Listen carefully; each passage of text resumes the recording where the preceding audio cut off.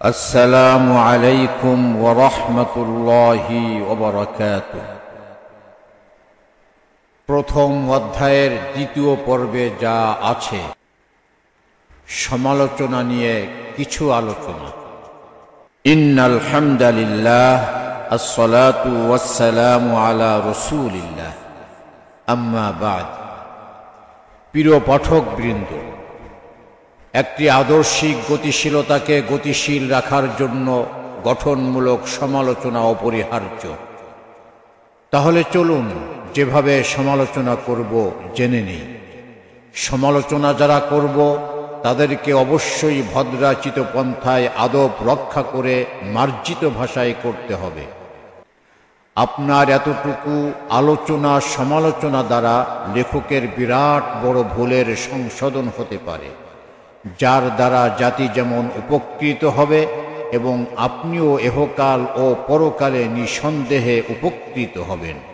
তবে মনে রাখতে হবে, প্রতিটি কাজ শুরু হয় শূন্য থেকে, আর ধাপে ধাপে তা পূর্ণতা পায়। আল্লাহ পাক আমাদের অজানাকে জানার এবং মানার সহি সমঝ দান করুন, আমিন ইয়া আরহামার রাহিমিন।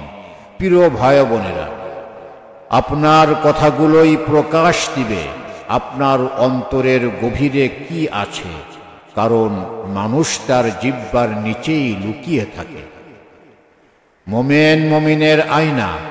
একজন মুমিনের কর্তব্য তার মুমিন ভাইয়ের দোষ ত্রুটি দূর ও সুন্দর গুণাবলী অর্জন করার কাজে সাহায্য করা।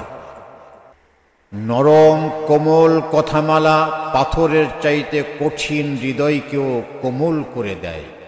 পক্ষান্তরে কর্কশ কঠিন কথাবার্তা রেশমের চাইতে কোমল হৃদয়কেও কঠিন করে তোলে।